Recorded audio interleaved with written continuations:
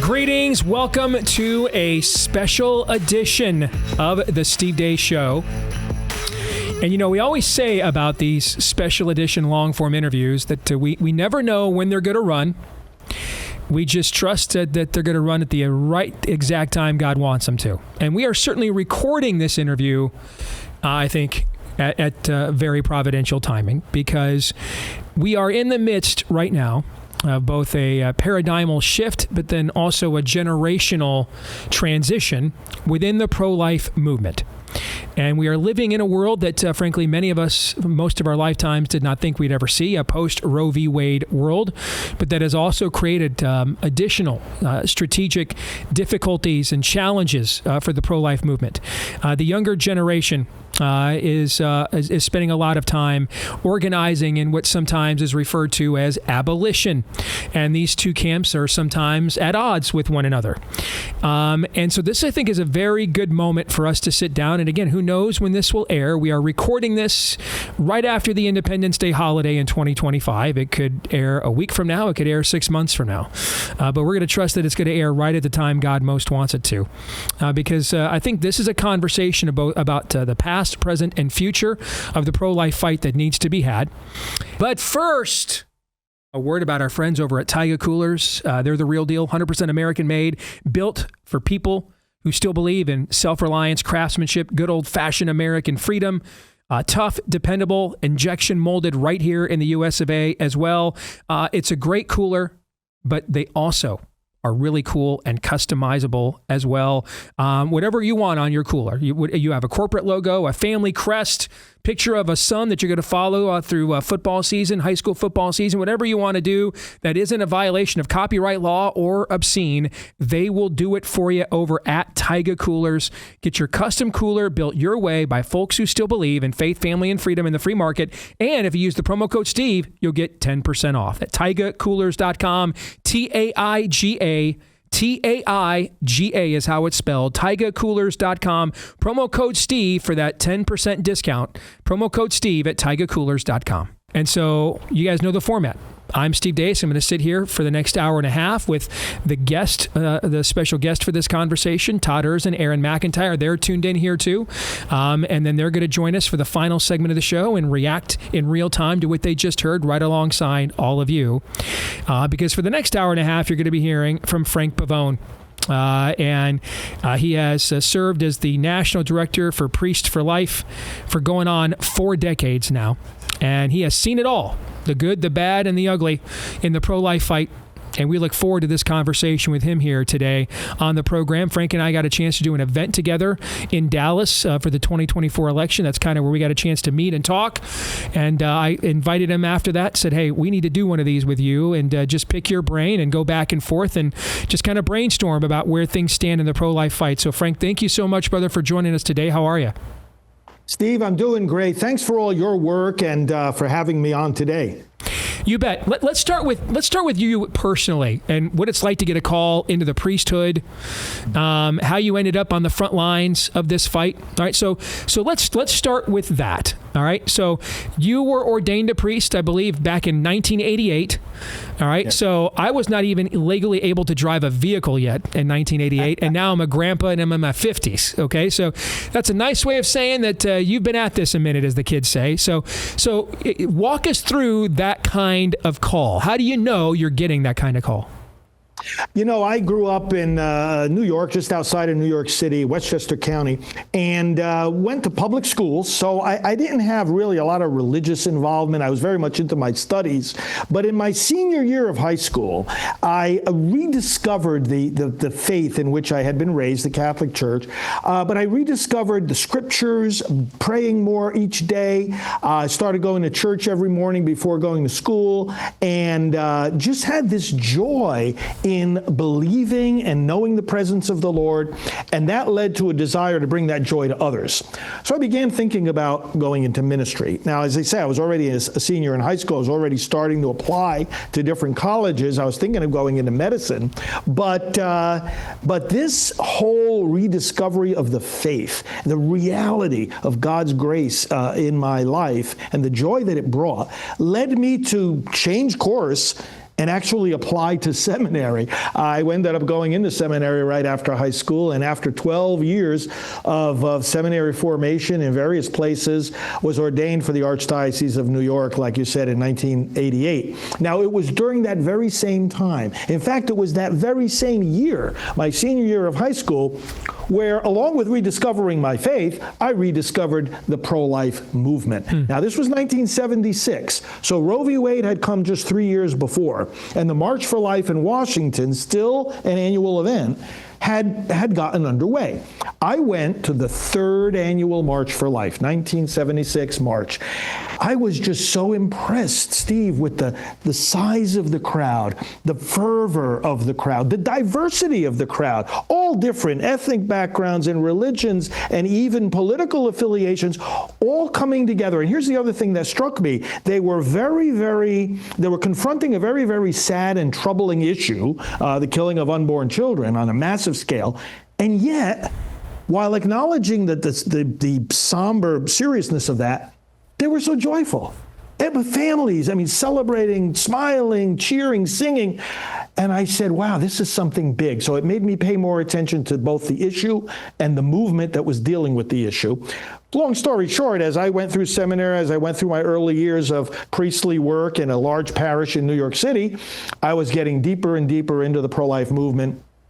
And then at that point, I reached a time when I knew in my conscience I had to devote myself full-time to helping save the unborn and fighting abortion. So I asked permission and received it in 1993 to devote my entire life and ministry to this pro-life cause, and I've been doing it ever since. Over the years, walk us through some of the people you've had an opportunity to work with alongside, the transition you saw from the Operation Rescue era in the late 80s, where luminaries were getting arrested for peacefully protesting in front of abortion clinics, to the era, that we have now. Kind of just give us an idea of your role in some of those various steps of evolution of the movement and some of the folks you've had an opportunity to work alongside during those periods of time.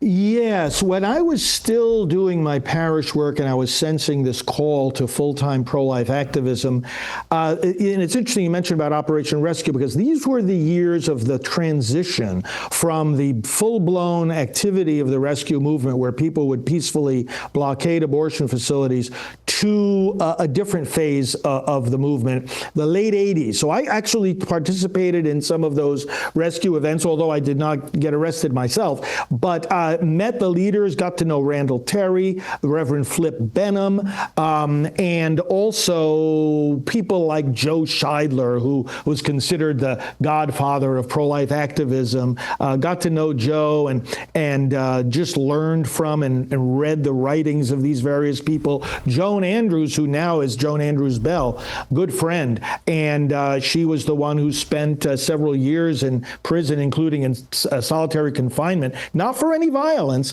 but for peacefully disconnecting an abortion machine in one of these abortion mills. So I got to know all these rescue leaders. And then when I took over the Priests for Life organization on a full-time basis, those were the years then, 93 into 94, Bill Clinton had just been elected, and what happened is that he signed the FACE law, which made it ridiculously punishable to just peacefully blockade an abortion facility. So the tactics shifted. But you know who I also met right in that very same time frame? Mother Teresa of Calcutta. So she died in 1997.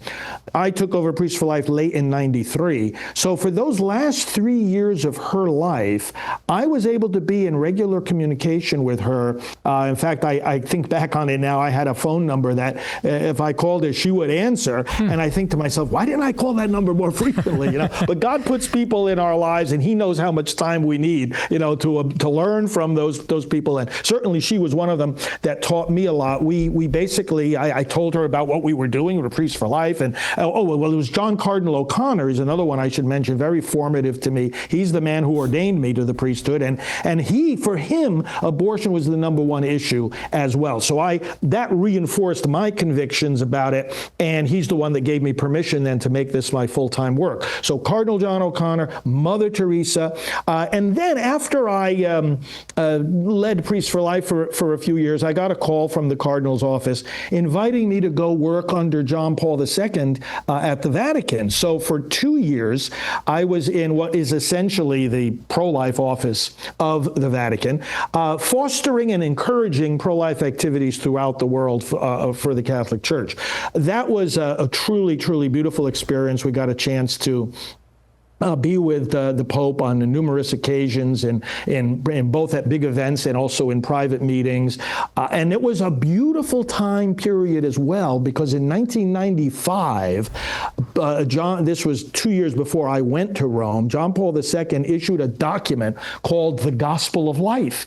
It is the strongest, most comprehensive statement that the Catholic Church has ever made on the question of abortion, even though there have been writings and teachings right from the very beginning.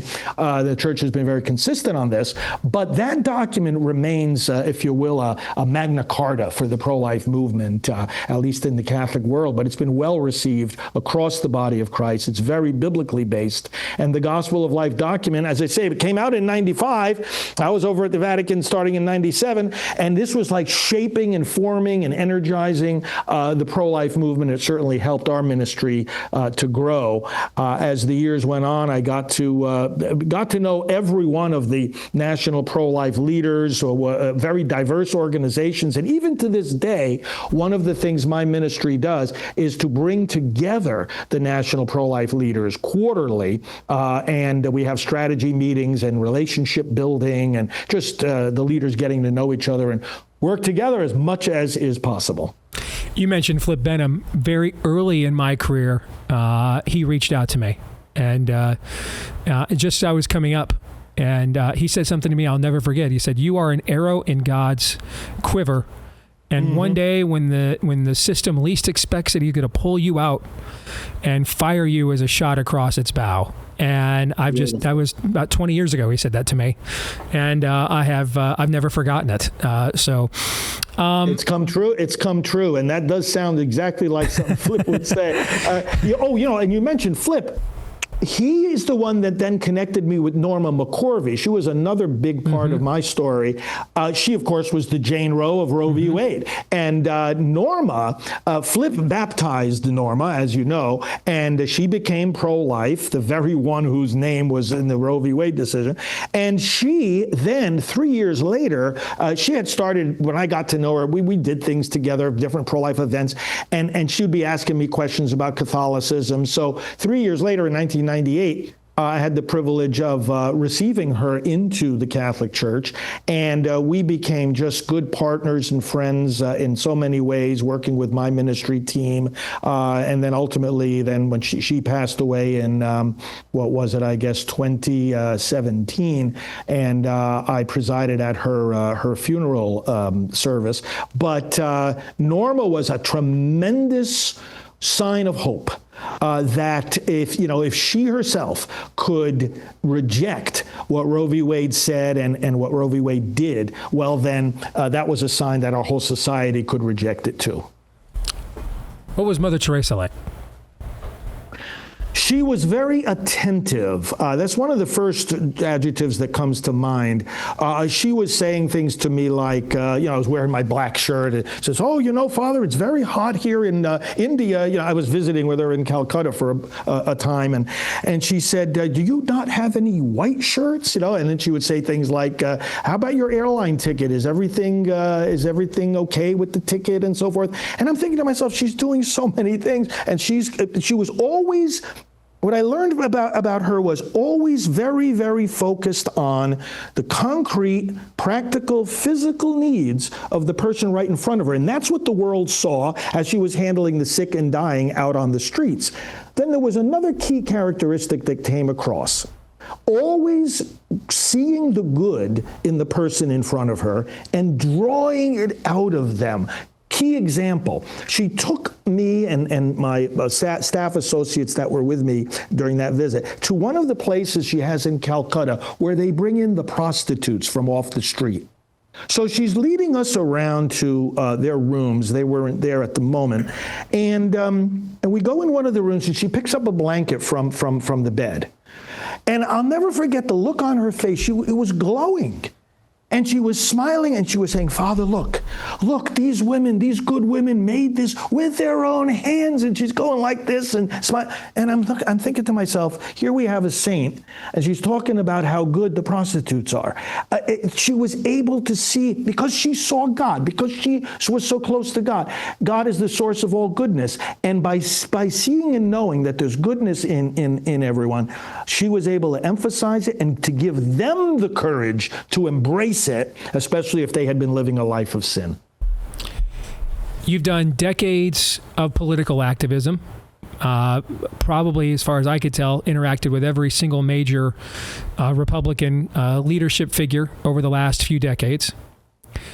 What's the secret sauce of Donald Trump's success? Why was he, a guy who, was cutting cursory checks to Planned Parenthood as a socialite in New York City decades ago, he's the one that ends up defunding them? How is it that amazing, isn't it? That he is the one that ends up overturning with his justices Roe v. Wade after 50 years of trial and error on our side? What's unique about him from your perspective? He thinks positive and he thinks big. Those two things together. Take an example. You see, if you watch all his rallies, and I've made it a practice over the 3 presidential campaigns he conducted, to watch as many of those rallies as possible and to be at a number of them. He would often say this, and he still says it now. We don't talk in America about greatness anymore. We've got to talk about greatness. Now, he will point out, and he has pointed out, for the good of the nation, all the, as he says, a nation in decline, all the things the damage that's been done, the damage that's been done by Democrat administrations like that of Joe Biden and others. And he says, but we don't talk about greatness. We need to talk about greatness. And I connect that then with a number of biblical principles. Our Lord said, out of the abundance of the heart, the mouth speaks. And where your heart is, there will your treasure be. So if we're desiring goodness, if we're yearning for goodness or excellence or greatness, make America great again, then if it's in our heart, it's going to be on our lips. It's going to be in our mind. It's going to be on our lips. We're going to be talking about it. If we're thinking about it and talking about it and desiring it, we're going to be able to do it. One of the things about Trump that everybody recognizes is how in the world does he just plow through? And he uses whatever means are necessary, including intimidation, including what some might call an appropriate amount of bullying, but he'll get the job done. He'll get done what so many people in the past have said should be done, but never were able to actually accomplish it. And one of the other dimensions of this is, again, the discipline of thought. Again, it's biblical. Bring every thought into captivity to Christ, St. Paul tells us. So what does Donald Trump do? This comes across in a number of his interviews. When you look, for example, at when all the lawfare was being launched against him and talk about, hundreds of years of prison time being imposed on him and whatnot. I remember one interview in which he was asked very directly, the reporter said, so, sir, do you worry, that you could end up in prison? And he looks at her and he says, well, honestly, he says, I never really thought about it. Never really thought about it. Everybody in the country was thinking about it. He never thought about it. And that, I think, is one of the keys to his success. Is like people tend not to realize how powerful it is. The question is, what are they thinking about? And Donald Trump wakes up each morning, as we should all, is realizing, you know what? It's not up to my enemies what I'm going to be thinking about today. It's not up to my opponents what I'm going to be focused on right now. I'm going to keep focused on what good can I do? What has God called me to do? What good can I do? And that's going to be my focus. It reminds me of something St. John Bosco said, one of the Catholic saints. He said, do good and let the birds sing. And I think that's the advice that Donald Trump applies to his life every day. Do good and let the birds sing. People are going to chirp. People are going to complain. People are going to oppose you. So what? I know what I'm doing. I know why I'm doing it. And I persevere in doing it. What's the biggest change you have seen within the movement since you got in it? The biggest change within the movement has been what happened 3 years ago. And a simple explanation of the Dobbs decision, when it came down in June of 22, people, of course, started asking me and the other leaders, what does the pro-life movement have to do now that Roe is reversed? And I said, well, the first thing the pro-life movement has to do after Dobbs is to understand Dobbs. And I think, Steve, that this is still a challenge for the movement, for people to understand exactly what the shift is that has occurred. And it's basically a simple way to understand it is thinking about, driving a car. You can put the car in reverse, you can put the car in drive, but before you get from reverse to drive, you have to go through neutral. Under Roe, things were in reverse. What do I mean? People were making the argument, making the case for why we should protect the unborn. They were persuading people of that with the facts. All the facts are on our side. They would then get people to vote for pro-life candidates, elect them, lobby them, pass pro-life laws, get pro-life governors to sign those laws, or in the case of federal laws, the president. But then what would happen? The court would come in with a sledgehammer and say, sorry, this law can't go into effect because the Constitution gives a right to abortion. All right. That was in reverse. All the good work was being done, but then the fruits of it were stopped. So what Roe said was we were prohibited from protecting the unborn.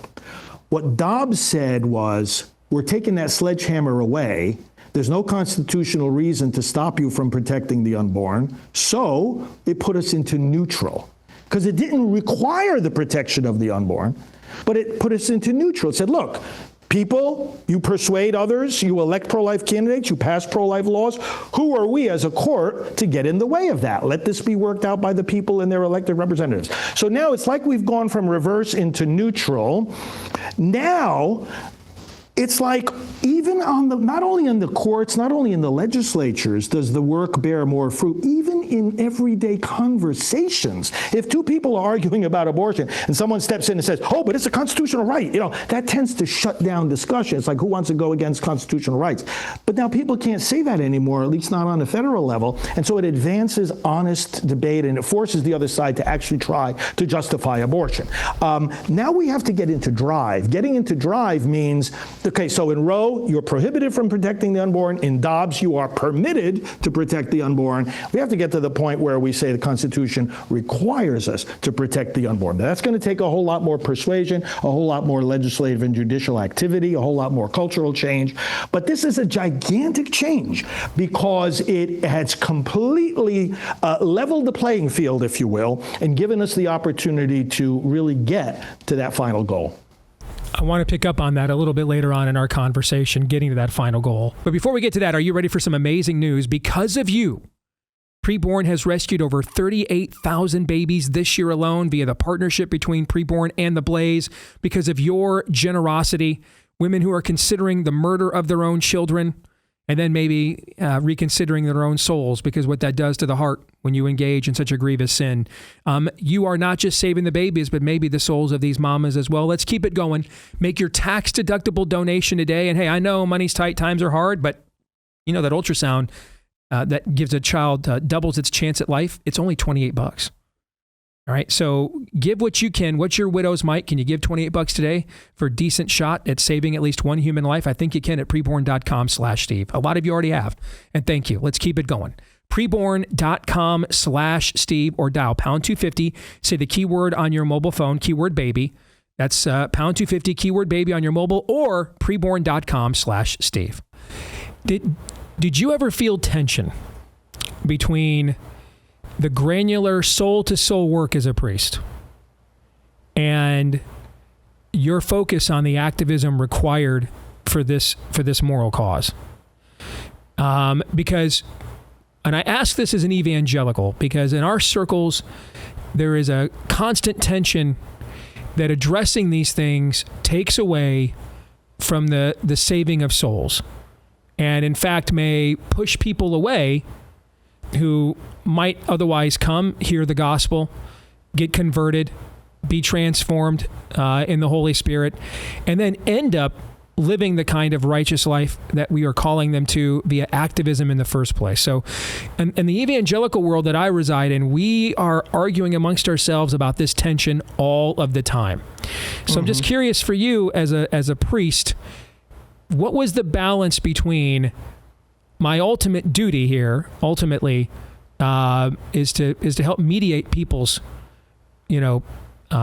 reconnection, the severed connection of their sin back to their Creator, but then also this great moral issue of the age at the exact same time? Yes.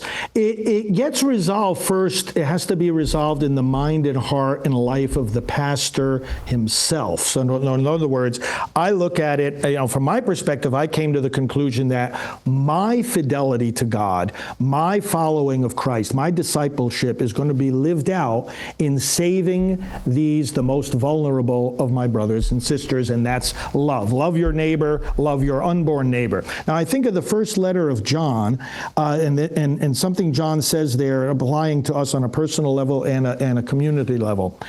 He says, if someone has enough of this world's goods and sees a brother in need and does not respond to those needs, John asks, how can the love of God survive in him? Doesn't ask, how can that person survive? That's a question too. But it's like, how can the love of God survive in the one who closes his heart to his brother in need? And that is where, on a personal level, and I think as a church, we resolve it to see that in our relationship with God. We cannot love the God we do not see unless we love the brother, the sister that we do see. And we see the unborn. We can see them now better than ever before. We know they're there. They are more visible than ever. And it's like they're in the greatest need. What they have to lose is not just possession or title or position or reputation. It's life itself. So we are giving ourselves, serving them, pouring out love for them, laying down our lives for them. And that's exactly where we find Christ. That's exactly where we follow Christ. As a matter of pastoral ministry, there can be a lot of tension there. And I always, in our training of clergy and how to speak about this issue, I say to them, look, you start with two things. And they really boil down to one thing. God, what he says to us in the gospel of Christ, I am with you. He shall be called Emmanuel, which means God is with us.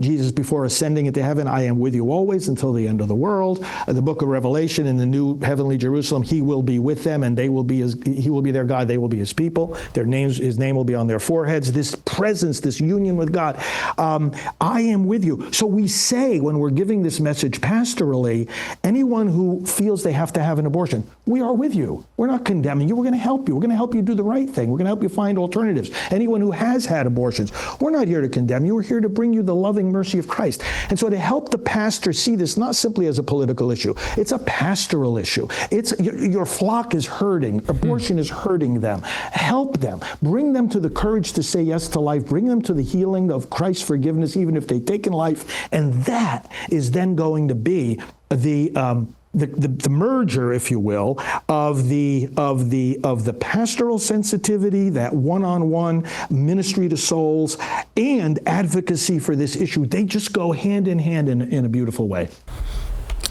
In other words, I got about a minute here. This tension is kind of a false choice. What I hear you saying is that one is complementarian of the other. That the activism in this moral cause is an outpouring, an outreach of the gospel. It's not a deviation from it or taking away from it, in other words. Yeah, exactly. That sums it up.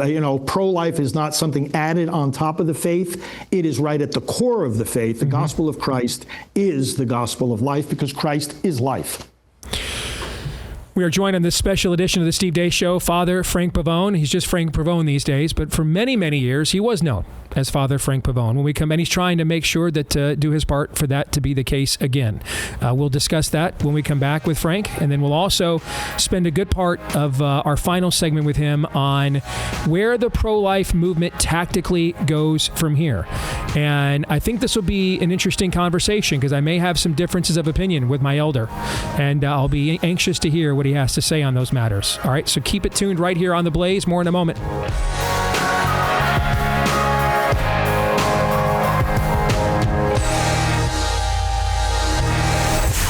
The Steve Deace Show.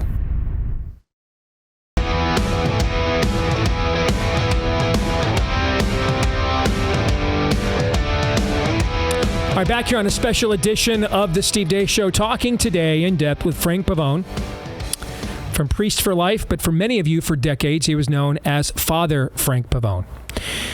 However, before we get back to that, I just want to take a moment and speak directly to you guys about what we're doing here at Blaze Media with a new program we're starting, because we've always stood for truth, freedom, faith in God.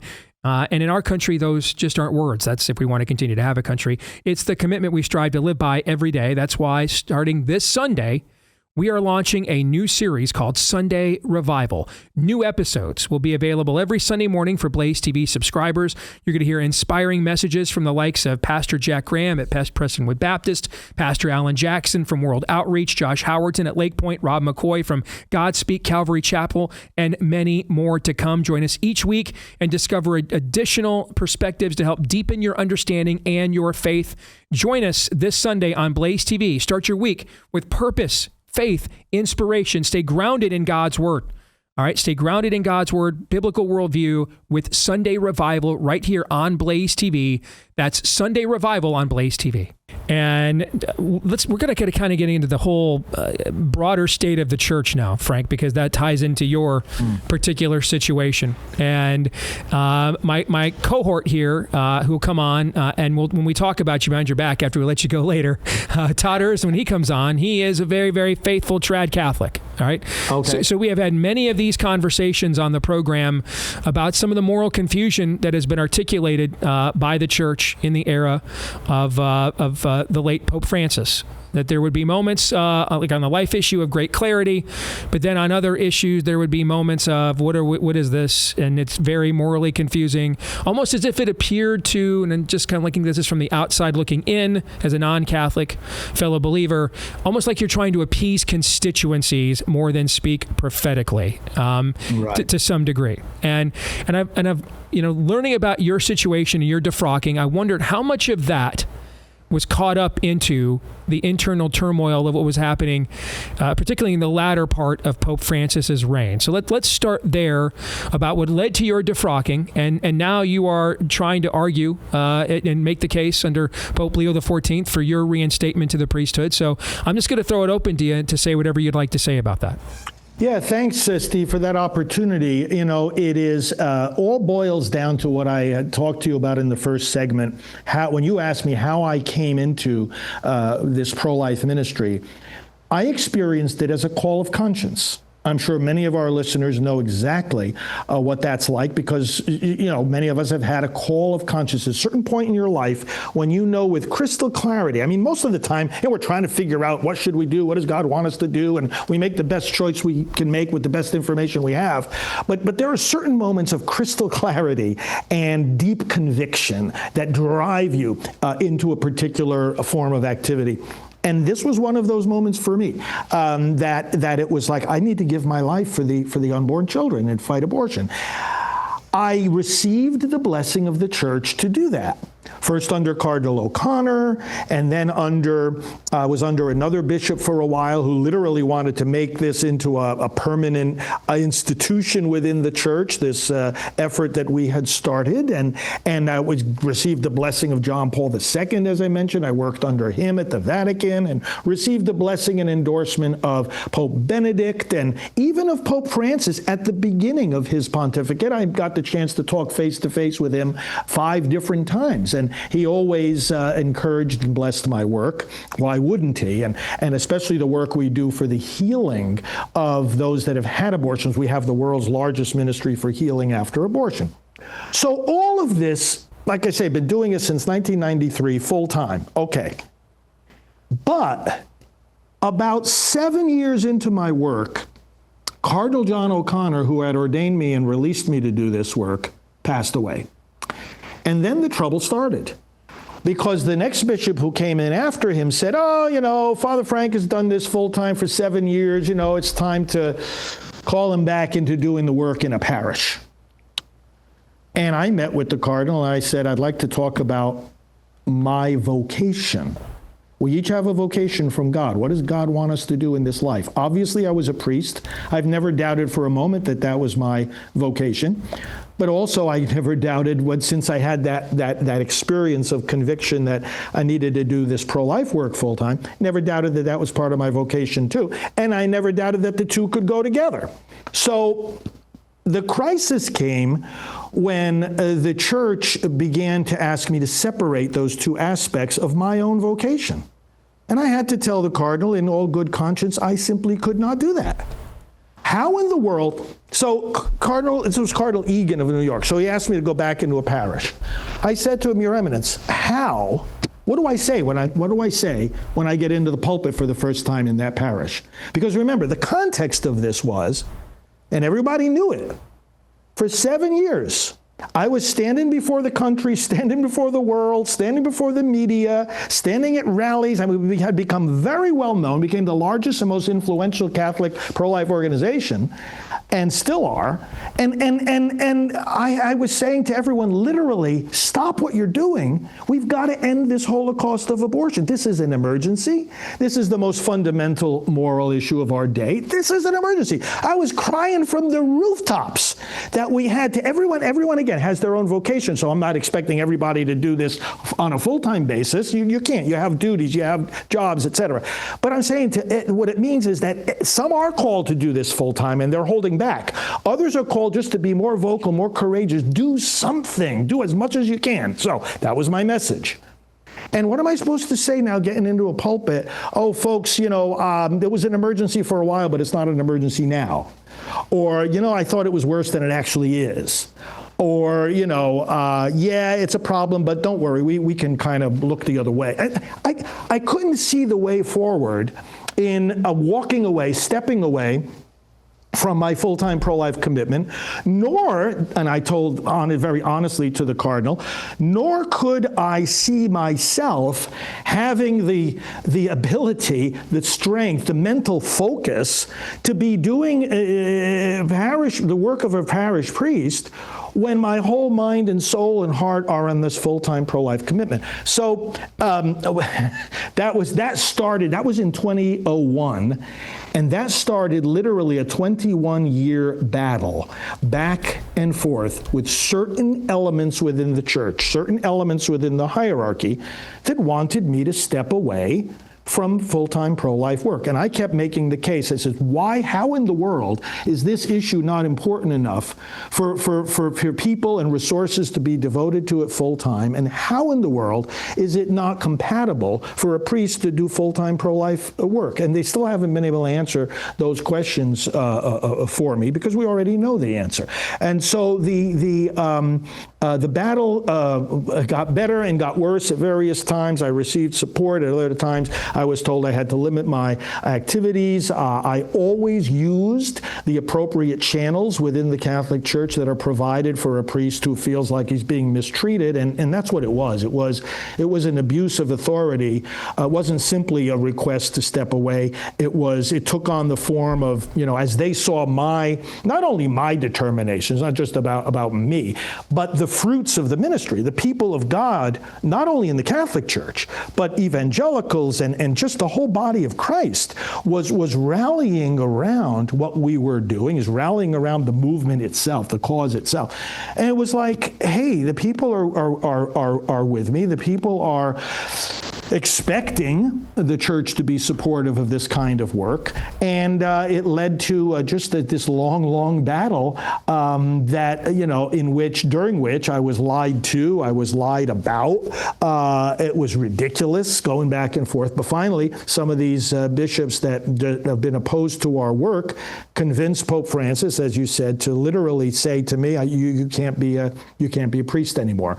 They used different reasons over the course of the different years. I could never satisfy them, no matter what I did or how compliant I was with different requests. They say, oh, well, you can do your work, but this and that and the other thing, and they tried to give us their guidance, and but no matter what I did, I couldn't satisfy them, or most of the time even understand what it was that they were trying to ultimately do, except for one thing, which was to drive me out of the priesthood. The bishop I was under in the recent years before I was kicked out literally said, 5 years before it happened, he said to my canonical advisor, and why he would say such a thing, I'm not sure, but he said to him, my goal is to drive Father Frank out of the priesthood. So anybody in the midst of this long story that wants to try to argue that it was somehow my fault or my misbehavior, just put it in the context of the words of the bishop himself, who said it was his goal to get me out of the priesthood. If we put the Wonder Woman lasso of truth around your superiors, do you think that they would have just simply said, listen, from our vantage point, this guy is too partisan. And if you look at the election results, again, going back to what I said a minute ago, where it seemed as if, particularly in the latter stages of his reign, Pope Francis, I have a lot of experience in political activism, all the way to the level of presidential campaigns. I have no experience within the Catholic magisterium, okay? So I won't even pretend to know how that operates, but I do know what managing a political constituency looks like. And it looked to me like that was trying to manage a coalition. And did they see you as, hey, this guy's too partisan? Look, Obama won our voters by 9 points in 2008, won them again in 2012. Joe Biden won them if you trust the 2020 results. Won them in 2020. We represent a broad, diverse, congregation on this issue here, and this guy's just too partisan on this issue, and that's just not where the flock is right now. How much of this do you think that had to do with it? They definitely complained about my support for President Trump. I was on his advisory committees in a formal way, both in the 2016 and 2020 campaign. In 2020, he asked me to be national co-chair of Pro-Life Voices for Trump. So the Vatican didn't like the fact that I was involved in that way. And again, to show that I was trying to cooperate with them, they said, well, Frank, you really can't have a formal title in a political campaign. I said, okay. I says, I don't need a formal title. I'm sure the campaign will want to do everything the right way also. So I talked with the campaign, and we said, okay, you know what? We won't give you that formal title of, national co-chair, et cetera, et cetera. Okay. So the Vatican, they were so happy. Oh, thank you so much. Oh, this is great. In fact, they were going overboard in their thanking me for, stepping away from that formal title. However, I wasn't going to stop supporting Trump, and so a few months later, their joy turned into sorrow, and they said, "Well, what are you doing? What are you doing?" I said, what do you mean what I'm doing? I'm doing what I told you I would always do, and I told you exactly why. President Trump is your best friend. He said, you want the church to be the church? You want to have the freedom to do what you're doing, preach the gospel, you want to do what you're doing? Or you want to be back under the Obama mandate that we had to go all the way to the Supreme Court to defend not only our ministry, but various other Catholic dioceses and ministries, and to avoid being shut down because they were wanting us to violate. I said, he's your best friend. You got to realize that. So I was going to do everything I could, and I did do everything I could, to be a faithful, obedient priest.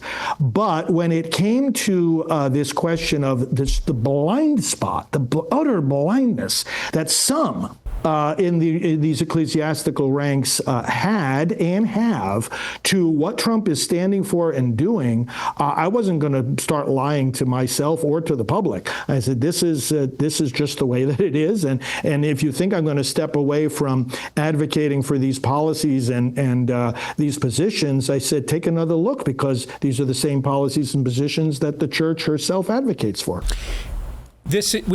Unfair to ask this with 4 minutes to go, but I'm going to do it anyway because we could do a half hour on this exegesis, okay? But do you think this tension stems from the fact that the previous pope came from Latin America, and a lot of Latin American Christianity in the Catholic Church has been seeded with so-called liberation theology, or the Southern Hemisphere's view of what we call social justice up here? And Trump's views on immigration were seen as anathema to that. And therefore, in their view, that almost canceled out how he was going to clearly be the stronger pro-life candidate because it ran afoul of where they may stand on that particular issue. Yeah, Francis and his advisors, it was definitely a blind spot there. I think that background certainly had at least some influence on that. I also think, Steve, that if we were to do, I think about FOIA requests. We know how FOIA requests work in the American system of government. How about a FOIA request within the Church of the Vatican? I'd like to know what kind of communication there was between the Biden administration and the Francis papacy, because I am convinced, both looking at the modus operandi and some of the very same arguments, the way that the Biden people treated Trump and the lawfare and all the nonsense launched against him, and the way that they treated me within the Catholic Church, I could write a book and people would be astonished by the parallels. Almost exactly it's sort of a religious version of the weaponization of government, and I think it's some of the same people. We've got about 2 minutes here. So I read that in May of 25, you began the process of trying to be reinstated to the priesthood. Mm-hmm. What does that look like for people like me that are uninitiated? It's really a very simple thing. It's simply a request directly of the Pope. Because Pope Francis signed off on his decision to say, I'm not a priest anymore, so now it goes directly to Pope Leo for a reversal of that. And I think with fresh eyes on the situation, and Pope Leo certainly understands the American system and also the American pro-life movement better than Francis did, I think a fair look at this will show that I wasn't treated right, and that there's no reason why full-time pro-life activism and full-time priesthood cannot be exercised at the same time by the same person. In a minute here, what's your quick read of the first American Pope thus far? He's a refreshing change in many ways. I think he's going to be more and has been more disciplined with his language. Pope Francis caused worldwide confusion by a lot of these off-the-cuff comments, some of which, frankly, were prompted by left-wing media anyway. But he was so careless with his words, and one has to wonder, is it just being naive about the impact of your words? I mean, the only other alternative to that is you want to give a nod and an encouragement to left-wing ideology and politics. So hard to figure, but Pope Leo certainly is much more disciplined in his words and his teaching, and I think he's going to stay that way. What would be a warning sign for you? If he started saying things that, the signal to take is the people in the pews. We all have the Holy Spirit, right? We all have the Word of God. And if people start saying, wait a minute, what the Pope just said, that doesn't sound like what we've learned from the faith, that's the warning sign right there. That's a good warning sign. So that's good. All right, when we come back here with hopefully, once again, Father Frank Pavone in the next segment, let's get into the crossroads that the pro-life movement is at right now and where it goes from here to ultimate victory. And I think we need to actually start by articulating what that is. All right, so we're going to do that in our final 30 minutes with Frank Pavone right after this break. Stay tuned.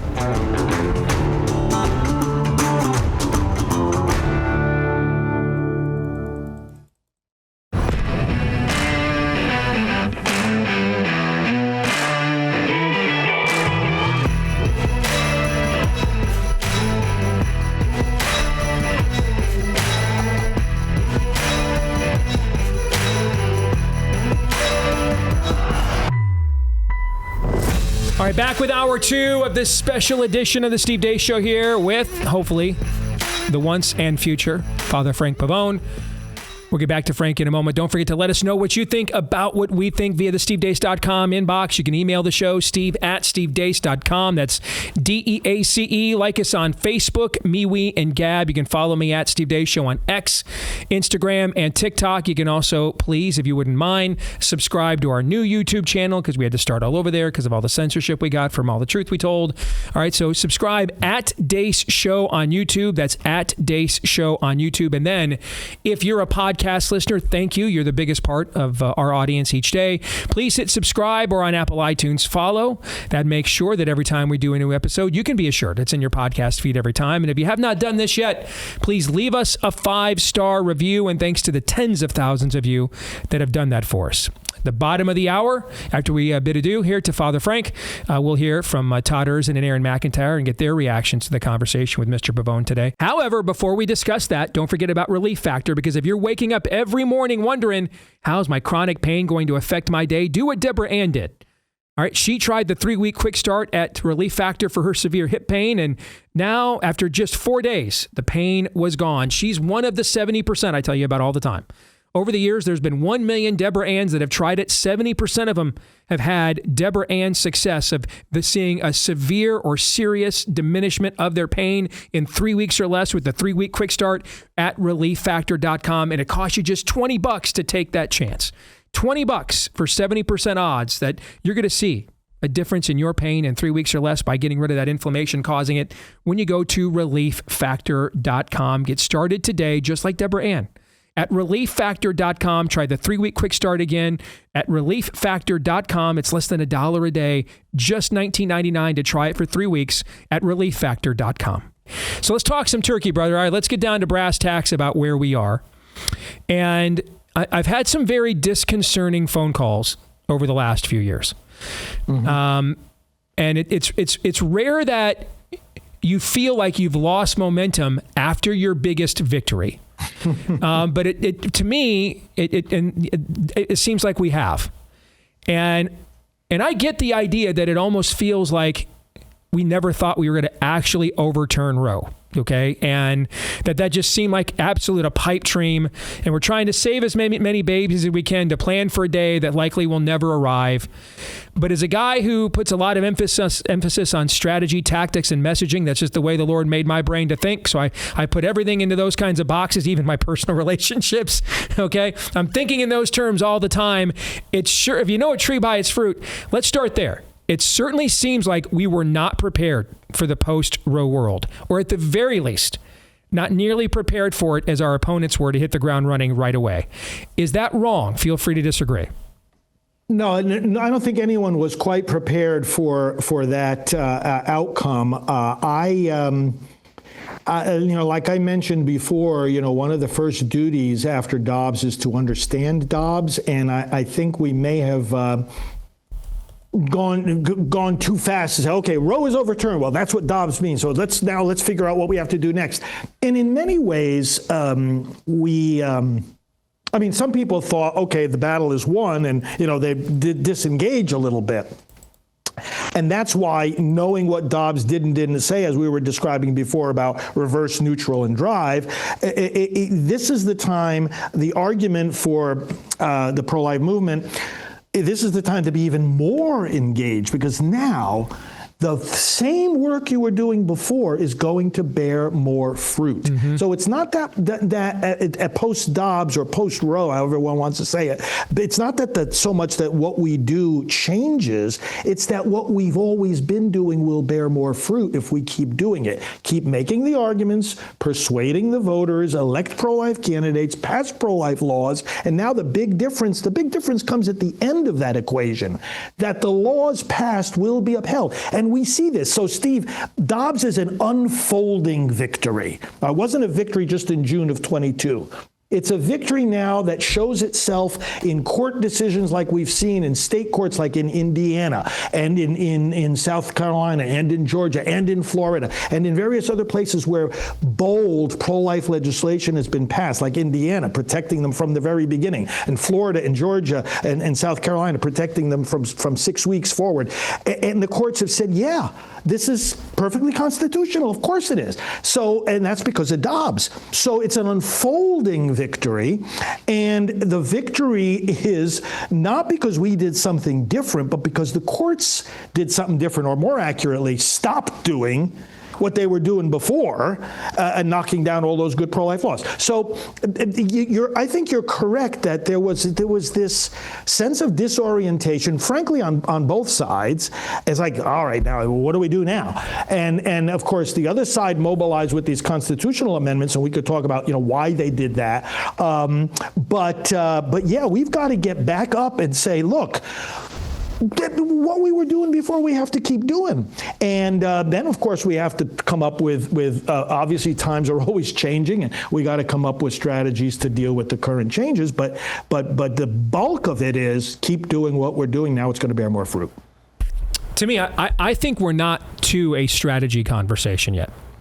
And it's because I think before you concoct a strategy, you have to have a vision, right? Without a vision, the people perish. Another translation, right. Without a vision, the people cast off restraint. So yes. We had a lot of strategic disagreements for decades in the pro-life movement. And there were probably times you and I maybe were on opposite sides of some of those disagreements, but it was under a singular vision. The overturning, what was best going to lead to the overturning of Roe v. Wade? We all recognized this was the shibboleth of the damned that stood in the way. All right, that this shibboleth had to get smashed, right? And so, some people said we do this incrementally. Some people said we challenged it head on. Eventually, I think we came to kind of a compromise solution that worked, which is crafting legislation that went for proof of life, like a heartbeat. We all agreed is proof of life, right? Okay, and ultimately, once we came to that message, I think that's why we overturned Roe. We finally came to the point where we forced and then with the right judicial appointments by Trump, that harmonic convergence came together where the question was now called, okay, what is a human life, right? And that Roe versus Wade is too encompassing in its evil to even contemplate that question, let alone debate its nuances. So that's now where we are. To me, I think the new vision we have to have is, what will get us to the place that abortion is gone? It's banned. Right. It no longer exists.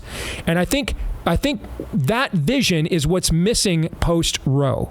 I think that there are still some people that want to operate well, do we do 15 weeks nationally? And listen, I believe the federal government absolutely has a say. We tried this in the 19th century. We can't do Missouri compromises and things of that nature. They don't work, right? We can't have some states. It's what Lincoln said. No government has a right to do that which God says is wrong. Okay, but to me, I think the question becomes, because you have to redeem the time. St. Paul says we only have so much time. So in the time that we have, how do we know? To me, that ought to be the cornerstone we keep coming back to, the plumb line. Is this piece of legislation going to get us closer?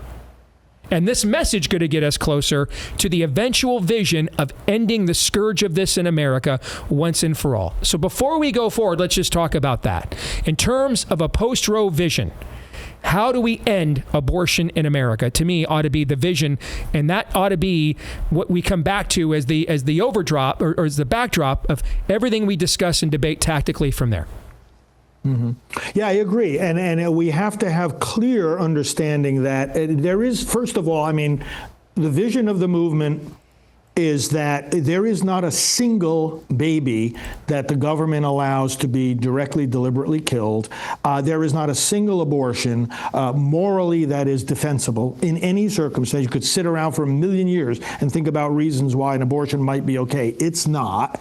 And the law has to reflect that as best as any human law can. I think that policy-wise, if you look at how does this appear in the functioning of government, it's got to be in the Constitution in some way, shape, or form that the unborn have to be protected. When the Constitution already says that no person may be deprived of life, well, the unborn are persons. As soon as a human, there's no such thing as a human being who's not a human person. So there's got to be that complete protection, total protection, and that is the ultimate goal that we've got to keep working towards.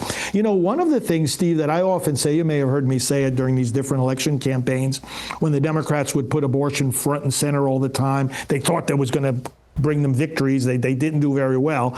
And I said, you want to bring abortion front and center? I said, be my guest. We've always been trying to do the same thing. But when you bring abortion front and center, the difference between you guys and us is that when we bring it up, we talk about abortion. When you guys bring it up, that's the last thing you want to talk about. The Democrats never describe what they defend. They don't describe. In fact, they pretend to be talking about abortion. And they talk about women's rights, the Constitution, women's health, freedom. Well, we agree with all those things. We just don't agree with the killing of babies. But they don't want to admit that the baby's even there. So they have it's easy to win a debate when you just want to drop out one whole half of the argument, make believe it's not there. Well, then of course you win because there's only one side. So one of the things, procedurally, strategically, you look at what the Eighth Circuit Court of Appeals did, responding to a South Dakota law that required that the abortionist, and it's in effect still, the abortionist say to the woman getting the procedure, this procedure is about to destroy a whole, separate, unique, living human being. And the law actually provided those words as what that abortionists had to say to the woman. Now, Planned Parenthood and the abortion industry objected, and they said, oh, that's just ideology and belief. You can't, require somebody to say that. And when the court looked at it, the conclusion they came to was, this is not ideology or belief. This is simply scientific fact. It's a whole, separate, unique, living human being. Now, that is what distinguishes abortion from other medical procedures and from other rights of privacy. Dobbs brought this up, but previous Supreme Court decisions had brought this up too, that there's something unique about abortion.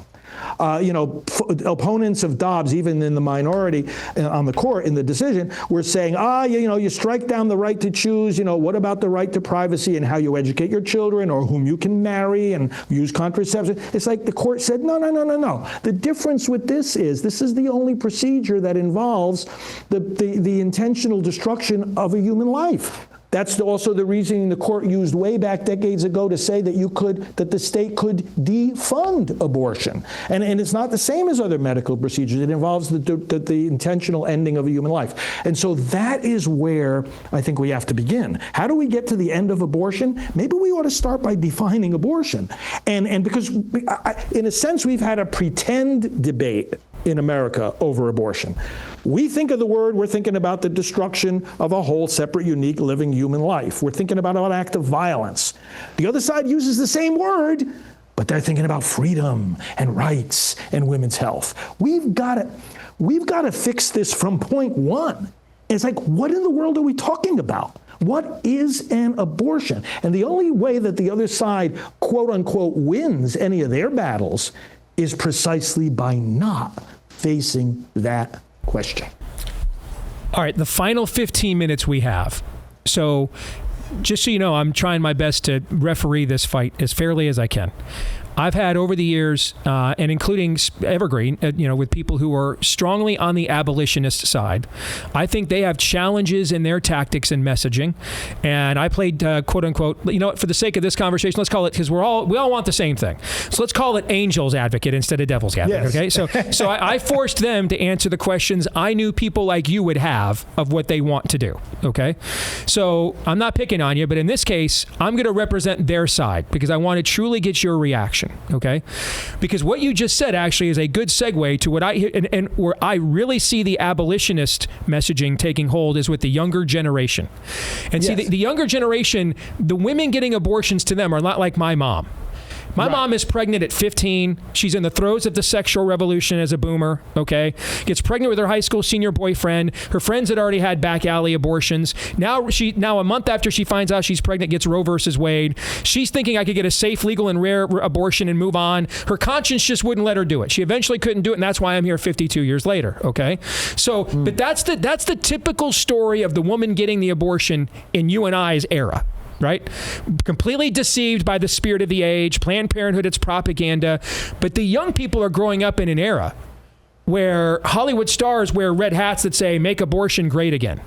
Where we just had a presidential election and the entire chief plank of the Democratic nominee was vote for me to kill as many of your own babies. Let guys blast off in your womb and conceive kids, guys that don't care about you at all, that are never going to care about you, that are not married to you. Let them blast off in your womb, conceive all the kids you want, murder them whenever you want, and we're the people that will help you do that. That was literally their campaign message, Frank. They ran 50 state nationwide on that in 24, right? And the younger generation of activists are like, there's no more victims here. All right, this stuff needs to be criminalized. These women are not deceived. They're bragging about this. Social influencers are bragging about how many abortions they've had. If we agree these are persons, they're closer to serial killers than women caught up in the throes of a nervous situation. They know exactly what they're doing. Their conscience is seared. And so therefore, we need to treat this like any other form of murder. And there has to be true legal protections of the unborn like we'd protect any other stage of life that was being targeted for extinction or murder.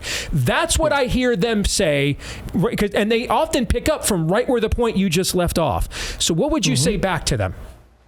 Well, there's two different questions. I mean, sometimes the argument revolves around, okay, we got to protect all of them now, so any legislation that doesn't do that is not permissible. And the other question is about the punishment of the woman. As far as the all or nothing, it's really not a choice that we make. I mean, we can pass a law if we have a majority of the lawmakers ready to pass it. So if we can't compromise on the principle, we're all in agreement. There is no abortion that can be justified or legalized. I mean, the law is not worth the paper it's written on if it says an abortion can happen. So what we have to do is go into these legislative assemblies with that principle, clearly articulating it, and then say, okay, how many of you are on board here? Oh, well, we're all on board if we can protect them starting at 15 weeks or starting at 6 weeks. It's not that we're proposing that. It's that we're saying, okay, you guys are sadly mistaken, morally off base. It's not permissible to authorize the killing of any babies.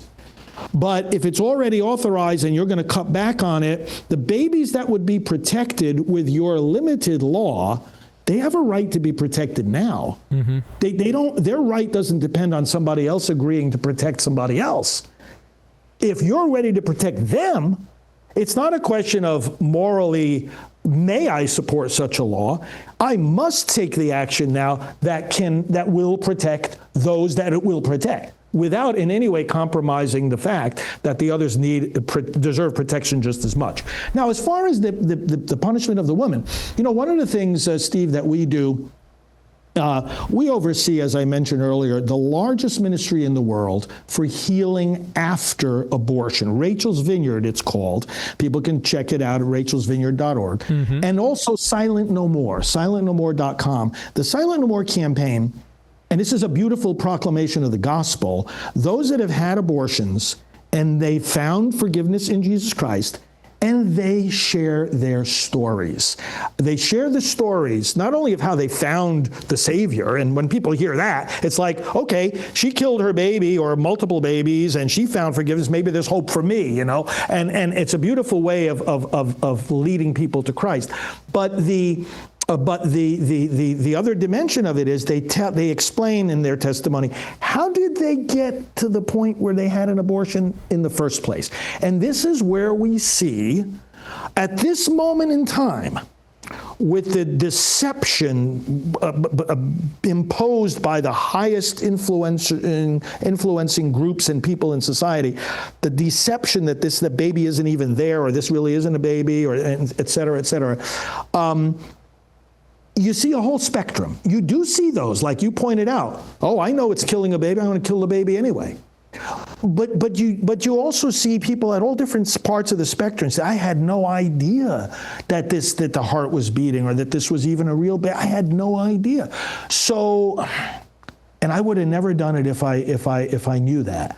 So as far as the punishment of the woman, will we get to a point where where it'll be obvious that someone should be punished because, you know what, it's clear as day that that's a baby and you had the intent of killing that child?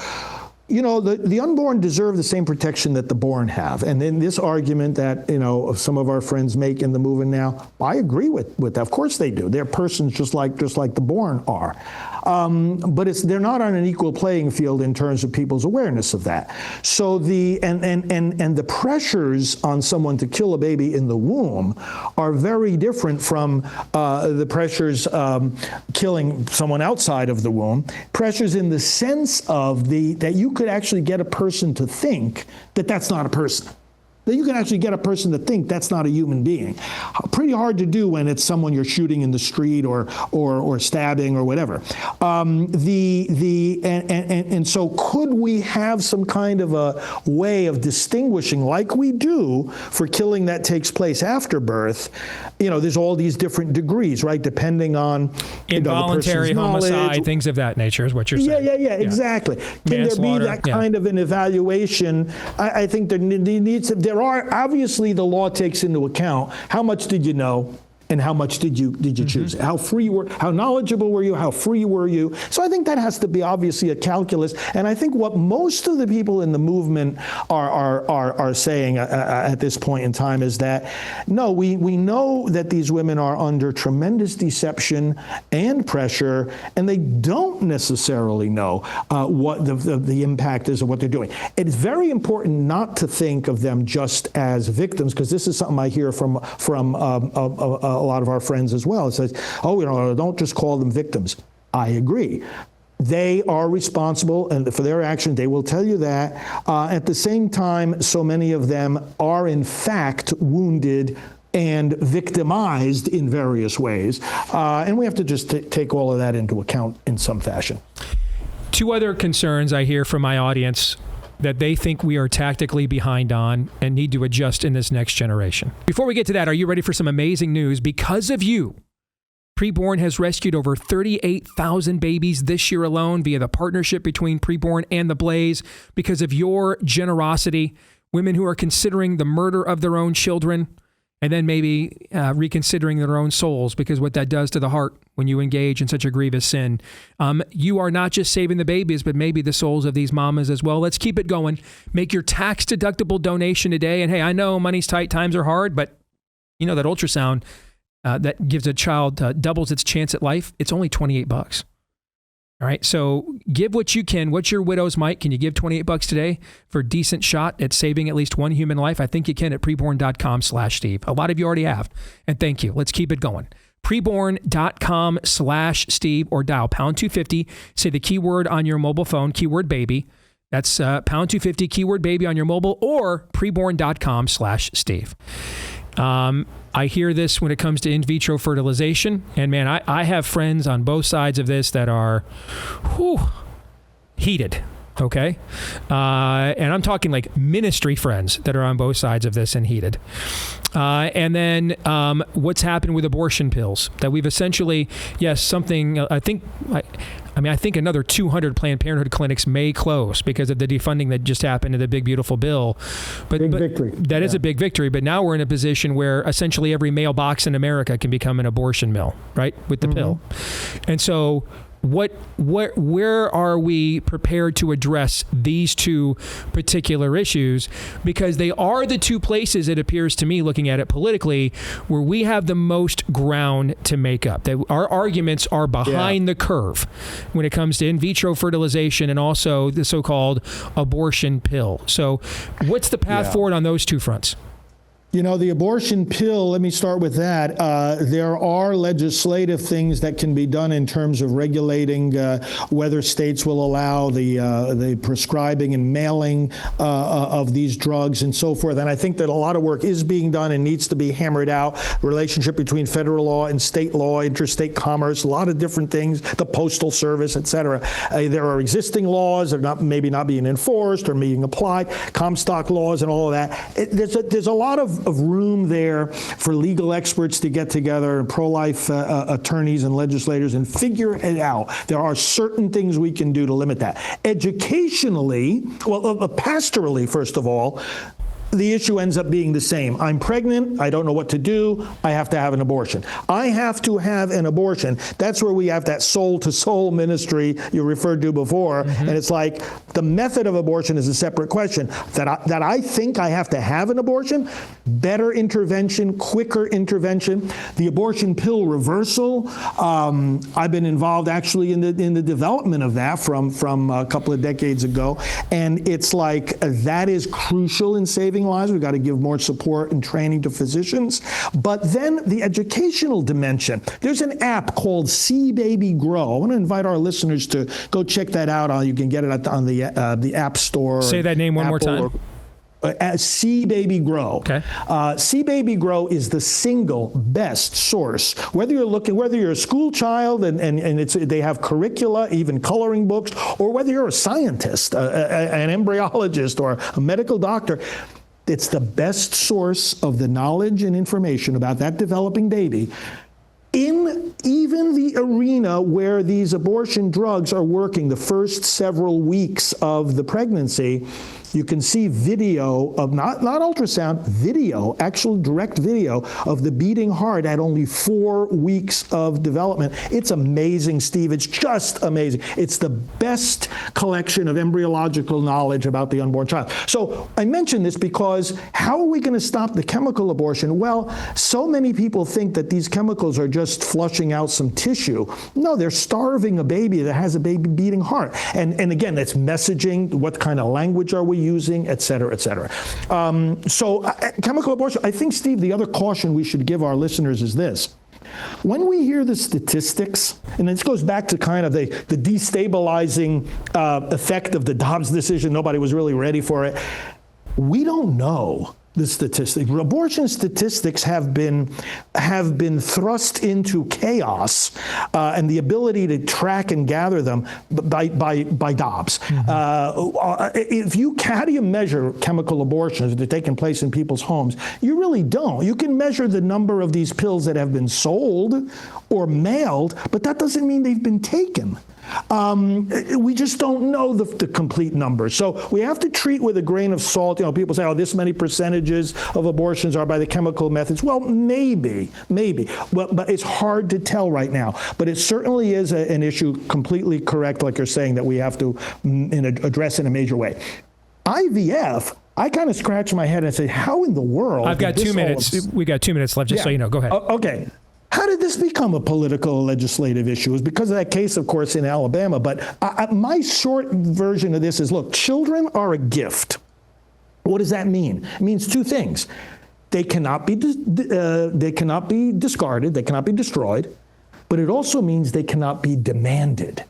If they're a gift from God, that means we receive them when God wants to give them to us.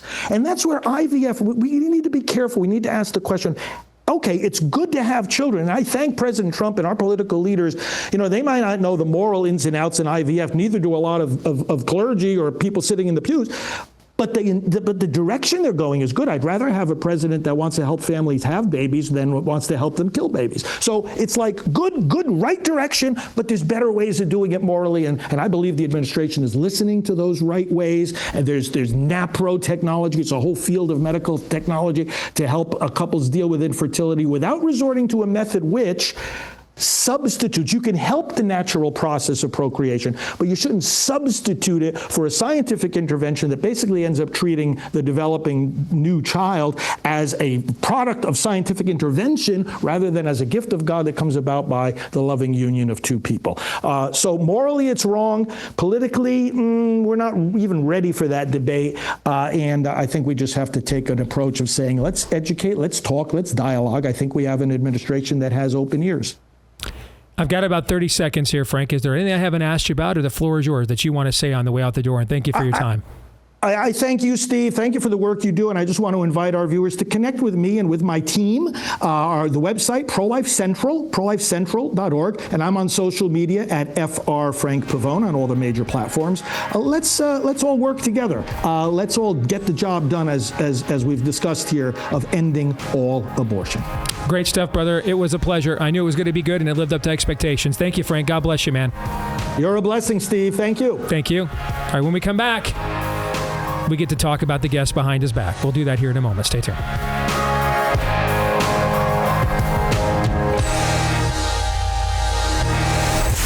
The Steve Deace Show.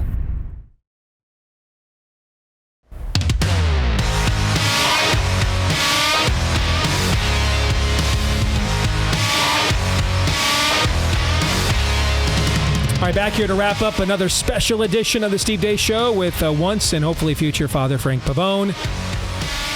Gentlemen, you've heard Frank and I for the last 90 minutes or so. So Aaron McIntyre and Todd and the floor is yours. However, before we get back to that, I just want to take a moment and speak directly to you guys about what we're doing here at Blaze Media.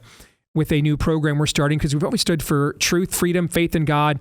And in our country, those just aren't words. That's if we want to continue to have a country. It's the commitment we strive to live by every day. That's why starting this Sunday, we are launching a new series called Sunday Revival. New episodes will be available every Sunday morning for Blaze TV subscribers.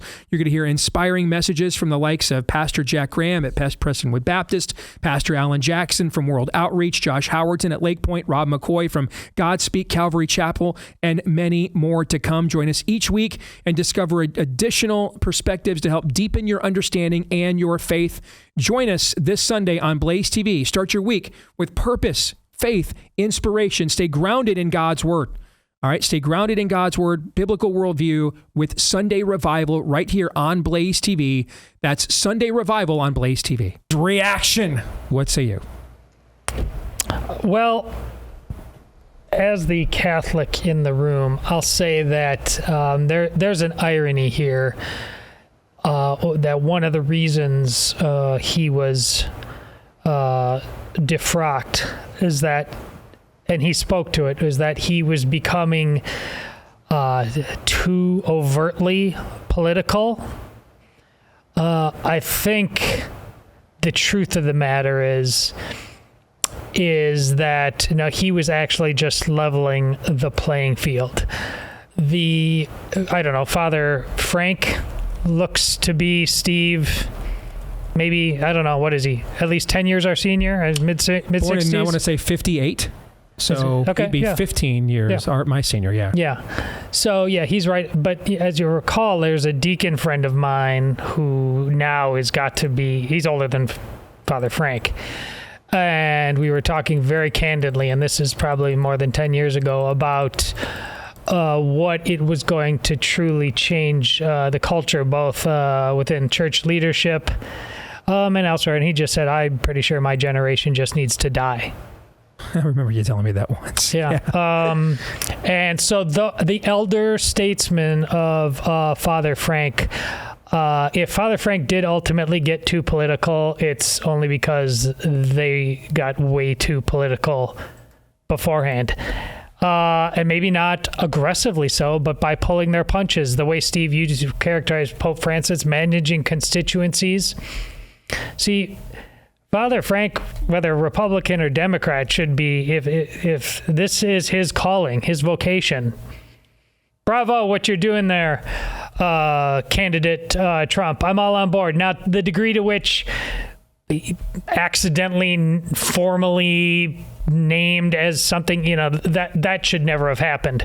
But being up to your eyeballs involved in this cause in political issues, and yes, with a Catholic like Joe Biden and some of the things that apparently Frank said in some tweets as a priest that were very, very colorful, I totally get it. The story of me confronting the deacon after Mass at my church one day and told him never to do what he did again and abuse his privilege as a deacon in a pulpit. The easiest way to get me salty is to have me in a conversation with a fellow Catholic who is peeing me and telling me it's raining. I can't expect a total heathen. I mean, I might have to have different kind of words with him, but I understand why he doesn't believe what I believe. But if you're under the Catholic banner, I have no problem understanding why Father Pavone is like, that guy's a total fraud, and saying it in very colorful ways. So, folks, Father Frank said he recognized the game that was being played, and he didn't like the rules, and he forced the confrontation that needed to be had. So I wanted to say this right out of the gate, lest it be seen that, well, you're supposed to know your place. He was selected to do what he did there. The mistake of leadership that correctly wasn't made is that he should have simply been made, instead of like it's time for him to go back and do a different kind of thing. When you have this unique a calling within the priesthood, the way the leadership has to respect it, as long as they kept him a priest, they were going to find ways to say, you need to bow before Caesar. He should have been made a bishop, put on equal footing with them. And then which is what they absolutely didn't want to, because they didn't want to be. He didn't want to hear excuses about what these are all the things we're managing. Either life is such a fundamentally important, existential, literally and theological issue that we need to hand select people with certain gifts, like Father Frank, to lead the charge on this and hold us all accountable. Either it's that, or Father Frank should have, or anybody like him should have never been that cause. And then it's just everybody go be a parish priest. That's the thing. The Catholic Church became too political in a lot of different ways way before Father Frank did. And that needs to be clear. And that's why we got to this mess. And I do hope that he is restored. How does James Martin not get defrocked then? Well, let's assume that they are honest and Frank is very partisan. I asked him about the same thing. Okay. Yeah. Then why hasn't James Martin been defrocked then? Because then it would just seem that it's not that he's partisan, but just not in the direction that you want. You already answered the question. It's that particular generation and its attachment to, call it what you will, the social justice movement, the seamless garment, liberation theology. They are just a bunch of 80-year-old hippies at this point, to some degree, and that clouds their judgment on making the main thing.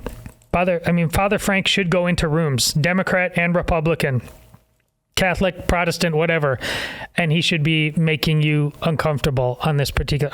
What are you doing? Are you doing enough? That's the reason. And yes, it comes when Todd says it or Steve says it. It's different when a holy man of the cloth. We all know what it's supposed to mean, which is why the whole priest's abuse scandal was to the degree that it was an actual scandal. Was a terrible thing, and then why are the enemies of the church trumped it up all the more in terms of how far it goes, what it says about the God, what it says about the church. They made sure they used it with maximum prejudice because they know the power of a priest or, from your tribe, a pastor. Why do you think the men that have fallen on hard times that had radio ministries, which is a lot like Father Frank's issue, very public. They didn't just have their church, they kind of became national celebrities. You have to totally wipe them out and take them out because it takes out way more people than just them or their cause. They hate God. That's fundamentally they're trying to do. And those people have all sung a song of John Lennon for a lot longer. They've been singing the gospel, and that's how, that's a long-winded way of answering your question. That's how a monster like James Martin continues to tiptoe through the raindrops. It's tone, it's style, it's acceptance. Mm-hmm. A lot of that going on in our camp too. Aaron? So if I'm not mistaken, Frank, both the abolitionist camp and the incrementalist camp agree in theory, at least rhetorically, that ending all abortion is the end goal, right? Yes. That's what I see here. So we have the same goals in mind. It's just the tactics to get there and the timeline to get there is different. And from what I understood from that conversation, Frank definitely wants to abolish abortion, but he's okay with more incremental change than the abolitionists who completely reject incrementalism, if I understand. I think that's a fair summary. Yeah, and he's more focused on what the mothers, what choices they are facing, and helping them understand what a baby is. And the abolitionists will then come back and say, what better way to teach people what a baby actually is than to put penalties commiserate with the value of that human being on those who would seek to destroy that human being. And so then we're going round and round. I think incrementalists and abolitionists can work together as long as they are what? Working. Here's the biggest fear that I have about pro-life, abolitionists, life, the anti-abortion movement in this country. The biggest fear that I have is that it will turn into some sort of Al Sharpton-esque husk of whatever the civil rights era was. We've talked about this on the show before. Has long ago lost its savor. Correct. Yeah. I think maximum prejudice should be reserved, not for those who have disagreements on tactics, but for those who are not doing the work. If it's obvious that whatever organization, whatever figurehead is not actively working, whether it's in their own way of abolition or the other way of incrementalism, if they're not actively working on their goals, maximum prejudice should be reserved for those people, regardless of which camp they are in. I also think it's interesting, coming from a Catholic, the Catholic Church does not see history as unfolding in 4, 6, 2-year increments.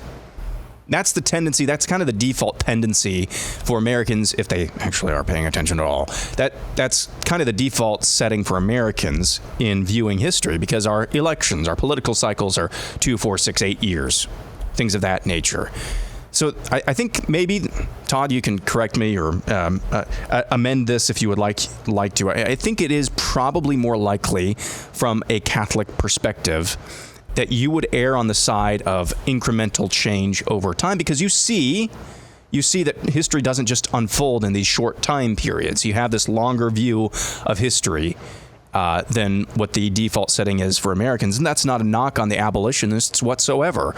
You mentioned, Steve, I think the younger generation, that just by nature of their youth, they're not going to have a frame of reference quite as long, and especially if you're coming out from a Protestant perspective, you're not going to have a frame of reference any longer than your own lifespan. So I think that's another thing, another kind of observation that I saw here, is that I think it completely comports with the incrementalism, the view of the Catholic Church, not seeing history unfolding in such short time periods. And then on the issue of IVF, I chuckled when he said politically, we're not ready to have that conversation yet.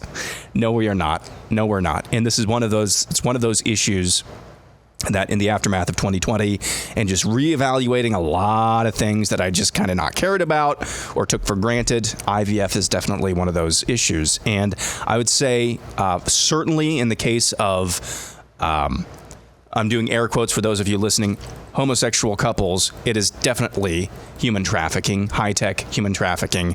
And I'm 99% sure in most cases, and I'm sorry, but that's just the reality of those embryos are human lives, and they are being destroyed in the process of IVF and in the vast majority of cases.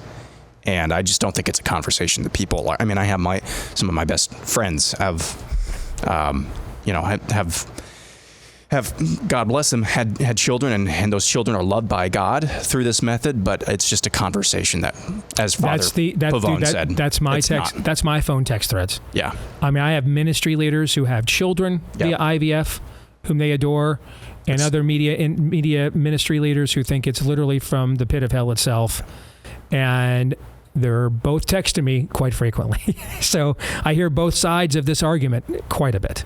So do I. And I'm trying to be somewhat sensitive here, but that's just the reality of where I fall on this now. It's just studying a little, just with any degree of depth. I don't know how you could come to another conclusion. Do you guys think, based on the conversation, do you think that Father Frank is optimistic? Probably not, maybe not at his age, that he'll see the ending of abortion in America, but that maybe in our age, we will see it. If he were here today, based on purpose, I did not ask him this because I wanted to ask you guys what you thought he would say based on how he answered my questions. I don't think he would be overly optimistic or pessimistic. I mean, to Aaron's point of the long view, I think it's very clear that we don't want to trade one mistake for another. And when he talks about Mother Teresa and celebrating the good deeds of prostitutes, like if going after abortion and the dehumanizing aspect of it that he laid out, people don't even. The success of the enemy has been so great. They've just convinced people that it's anything other than a life conversation. It's all the language that we use, and so in bringing then in supporting the unborn, how far is the danger going that we dehumanize the mothers who are doing this, so much to the point that we just call them bloodthirsty criminals. I mean, that would be a mistake in the other direction. They're all humans. They're all created in the image of likeness of God. The scarring on mothers when they are designed to bring life, what happens over time? Who were you raised by? What culture are you living in that convinces you that this is your power to kill instead of your power to give life? I truly think the Mother Teresa's perspective of right here in front of you, this is what I can do, this is what my movement can do, and I don't know if it's going to be successful or fail in the long term, but I just know what my role in this is right now. Almost word for word, verbatim, what I was going to say. That was kind of my takeaway from him. He just views it, he's on Earth to do the best good, or the most good, I should say, the most good that he can in the time that's been given him. Yep. And that should really be, pick any issue, but especially this one, that should really be everybody's calling card. That's something that I've harped on all years. We're taping this in 2025. You're just going to have to get comfortable being uncomfortable with the way things are, but get comfortable with the notion that you are here to do the most good that you possibly can in the time that God has given you. For most people, if you're married, blessed to have a marriage, that's going to be raising a family and raising them up in the way that they should go, raising children and training them in the way that they should go. That's going to be most people's best good that they can do in life. But for others with larger platforms or more access or more abilities, the equation might look differently. But that's kind of the vibe that I got from Frank Pavone. Well, I thought it was a constructive conversation all along. And I will look forward to seeing responses because I know there's a pretty significant segment of abolitionists in our audience. I will be fascinated to see what they thought of what he thinks of what they are trying to pursue. I think the strongest argument they make is the natural law argument, that we should not worry about what court precedents are out there and just do what the Lord says is right and declare that and work to that end, and cultures change thusly. I think that's their strongest argument, because it's also one I agree with. I think they get in their own way sometimes where they can't even celebrate an obvious win, and it looks like they're just nothing but uber complainers, which gives people an easy out to ignore them. But we'll get into that argument at some point in the future. We're back at it again next time here on The Blaze. Until then, Romans 8:28.